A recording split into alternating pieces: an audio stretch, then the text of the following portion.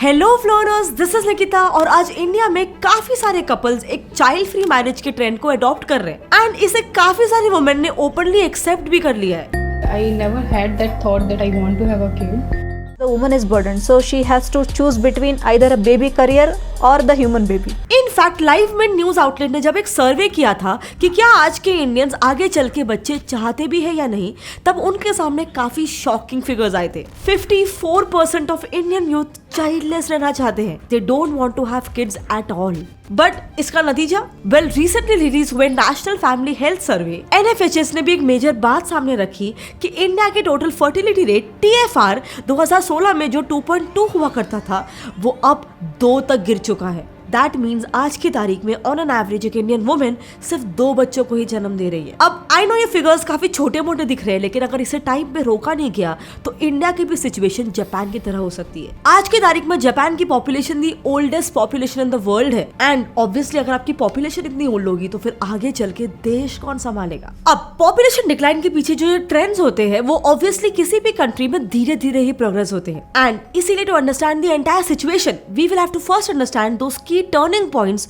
जिन्होंने इस ट्रेंड को कैटलाइज किया। So number 1, high level of education among females. Number 2, late marriages. Number 3, financial independence. Number 4, high contraceptive prevalence rate and finally number 5, declining infant mortality rate. अब ये सारे reasons एक दूसरे के साथ काफी ज्यादा इंटरलिंक्ड है। 2015 से 2020 के बीच वुमेन लिटरेसी रेट 18% से बढ़ी थी and at the same time child birth rate 1.4% से घट चुका था। अब ऐसा इसीलिए क्योंकि ऑब्वियसली एजुकेशन के साथ वुमेन ने फाइनेंशियल इंडिपेंडेंस भी गेन की and financial independence equals to late marriages और एक सर्टेन एज के बाद वुमेन की फर्टिलिटी बायोलॉजिकली काफी कम हो जाती है। इसके अलावा लेटली बर्थ कंट्रोल की जो एक स्पाइक दिखी है उसके वजह से भी काफी सारी वुमेन आजकल बर्थ कंट्रोल्स के लिए कॉन्ट्रासेप्टिव्स यूज करने लग गई है। अब माइंड यू, इंडिया में कॉन्ट्रासेप्टिव्स कोई छोटा मार्केट नहीं है। आज ओवरऑल इंडिया में 139 मिलियन से ज्यादा फीमेल कॉन्ट्रासेप्टिव्स यूज कर रही है। इसके अलावा कुछ ऐसे रीजंस है जो दोनों मेल और फीमेल दोनों पे एप्लीकेबल होते हैं, क्योंकि आज के एरा में कपल्स के लिए अपना करियर बहुत ही ज्यादा इंपॉर्टेंट हो गया है।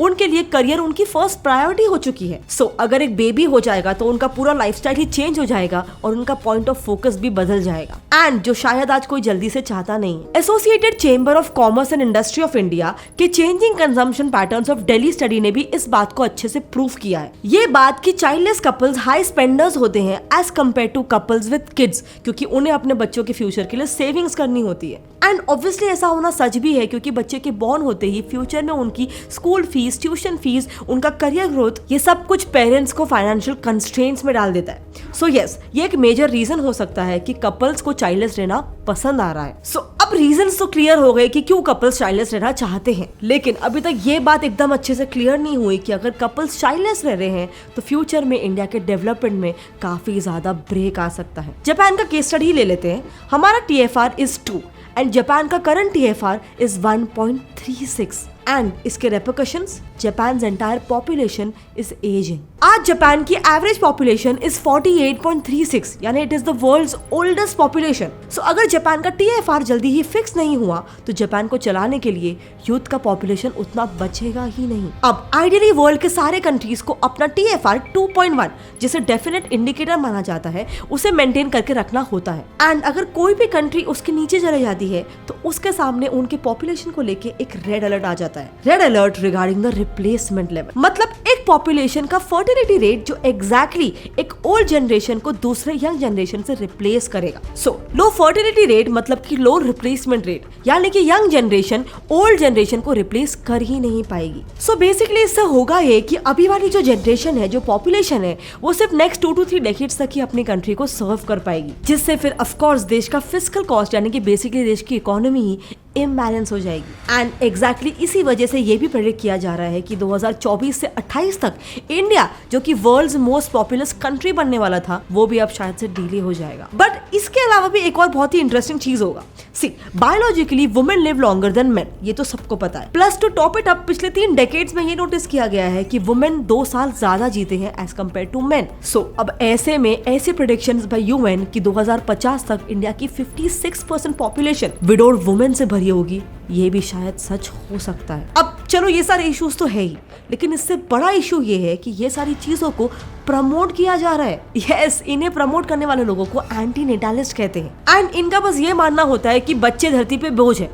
लेकिन फिर ऐसे में किया क्या जाए? So wait, before taking any sides, दोनों के भी पर्सपेक्टिव जान लेते हैं। नेटालिस्ट नेटलिज्म को मानते हैं, यानी उनकी एक आइडियोलॉजी है जो ह्यूमन रिप्रोडक्शन को प्रमोट करती है, या यूं कहो उनका ये मानना है कि अगर फीमेल्स बच्चा पैदा नहीं करेगी तो कम्युनिटी तो बढ़ेगी ही नहीं, लेकिन साथ ही में हमारा देश और human race in larger sense का डेवलपमेंट कैसे होगा। एंड अगर इंडियन फीमेल्स इस बात को नहीं समझेगी तो पॉसिबिलिटीज है कि कल को इंडिया की भी हालत यूरोप की तरह हो जाएगी। वहाँ पर एवरेज नंबर ऑफ चिल्ड्रन बहुत ज्यादा फॉल हो चुका है, जिसकी वजह से देश इतना ज्यादा स्ट्रगल कर रहा है कि उनको अपनी पॉपुलेशन को मेंटेन रखने के लिए इमिग्रेंट्स की मदद लेनी पड़ रही है। एंड जब इन्हीं इश्यूज को यूरोपियन काउंसिल के सामने रखा गया, तब वहां पर 5 साल तक रीबर्थ पॉलिसीज को लागू कर दिया गया है, यानी कि ऐसे policies design to reward fertility and encourage child bearing.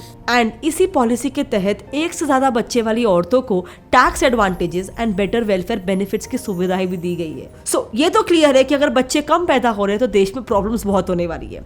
लेकिन क्या इंडिया में जेन्युइनली ऐसा हो सकता है? I mean, हम तो आज की तारीख में वर्ल्ड्स हाईएस्ट पॉपुलेटेड कंट्रीज में से एक आते हैं, राइट? सो इस population decline really an issue for India, क्योंकि ज्यादा पॉपुलेशन होने की वजह से भारत में pressure of population on land, low per capita availability of essential articles, increase in burden, increase in unemployment, low quality of life and environmental degradation जैसे कई सारे डिसएडवांटेजेस खड़े हो सकते हैं। सो रही बात पॉपुलेशन बढ़ने की और उसके एडवांटेजेस की, तो पॉपुलेशन के बढ़ने से बस एक ही एडवांटेज को देखने मिलने वाला है कि अगर इंडिया का पॉपुलेशन बढ़ेगा नहीं तो फिर इंडिया का वर्कफोर्स बढ़ेगा नहीं एंड अल्टीमेटली इंडिया की इकोनॉमी नहीं बढ़ेगी। सो वेल, TFR के ऐसे ट्रेंड सिर्फ इंडिया में नहीं बल्कि चाइना में भी नजर आए थे। दरअसल वर्ल्ड वॉर 2 के बाद जब जापान ने चाइना को इन्वेड करके ऑक्यूपाई कर लिया था, तब Chinese revolutionary leader and military commander Deng Xiaoping ने इस बात को समझा कि उनके पास जेन्युइनली पॉपुलेशन ही कम है, यानी कि उनके पास वर्कफोर्स और मिलिट्री स्ट्रेंथ भी कम है। बस इसीलिए उन्होंने अपनी चाइनीज पॉपुलेशन से ज्यादा बच्चे पैदा करने की मांग की, सो दैट वो अल्टीमेटली एक स्ट्रॉन्गर आर्मी बनाकर खुद को आजाद कर पाए। एंड थैंकफुली ऐसा हुआ भी, लेकिन फिर उसके बाद अनफॉर्चुनेटली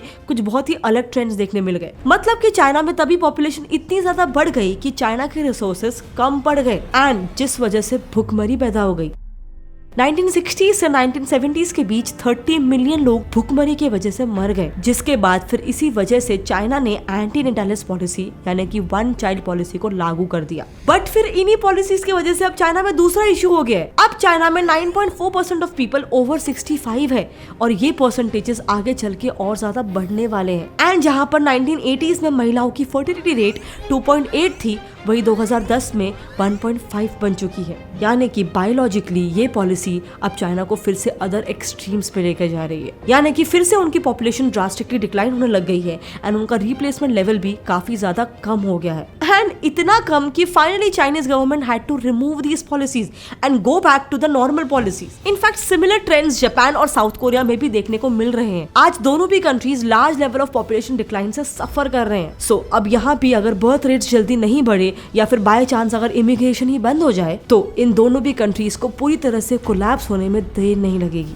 इनफैक्ट जापान में तो कंडीशन इतनी सीरियस है कि अगर हर साल वहाँ पे 10 मिलियन इमिग्रेंट्स नहीं आए तो आने वाले 50 सालों में करंट वर्किंग एज को मेंटेन रखने के लिए रिटायरमेंट एज को बढ़ा के 77 करना पड़ेगा, क्योंकि जैसे हमने ऑलरेडी डिस्कस किया वहाँ पर करंट फर्टिलिटी रेट 1.34 है, 2 से काफी ज्यादा कम। Similarly talking about South Korea, तो वहाँ पर हर साल 1,50,000 वर्कर्स को रिक्रूट किया जाता है from south east Asia, just so that वो लोग वहाँ की पॉपुलेशन को मेंटेन कर सके। सो अगर इंडिया का भी TFR कंटिन्यूसली घटता रहा तो कल को ऐसा ना हो जाए कि हमारे देश की भी हालत इन देशों की तरह हो जाए। अब क्योंकि पास्ट ट्रेंड्स में ऐसा ऑब्जर्व किया गया है, खास करके चाइना के केस में, कि अगर गवर्नमेंट पॉलिसीज को लिबरलाइज कर लेती है और ये बोलती है कि ज्यादा बच्चे पैदा करो, तभी भी देश एक अदर एक्सट्रीम पे चला जाता है। And on the other hand अगर गवर्नमेंट पॉलिसीज को और ज्यादा कंस्ट्रेन कर लेती है और ये बोलती है कि बच्चों को कम पैदा करो, तभी भी देश एक अदर ही एक्सट्रीम पे चला जाता है। सो अब ऐसे में इंडिया को एज ए नेशन आपके हिसाब से क्या स्टेप्स लेने चाहिए? कैसे हम इंडिया का TFR रेट 2 पे मेंटेन करके इंडिया की इकोनॉमी को स्टेबलाइज कर पाएंगे? वेल, आपके जो भी ओपिनियन है प्लीज मेरे साथ नीचे कमेंट सेक्शन में शेयर करना, I would love to know. इसके अलावा अगर आपको मेरे आज के इस वीडियो का मैसेज पसंद आया तो प्लीज इसे जितना हो सके अपने फ्रेंड्स और फैमिली में शेयर करो। वीडियो पसंद आया तो प्लीज इसे लाइक कर दो और ऐसे ही और इन्फॉर्मेशनल वीडियोस को देखते रहने के लिए मेरे चैनल गेट सेट फ्रॉम को सब्सक्राइब कर दो, वरना फ्लॉर की नेक्स्ट वीडियो की नोटिफिकेशन को मिस कर दोगे। मिलते हैं अगले वीडियो में, तब तक के लिए कीप लर्निंग, कीप ग्रोइंग। जय हिंद।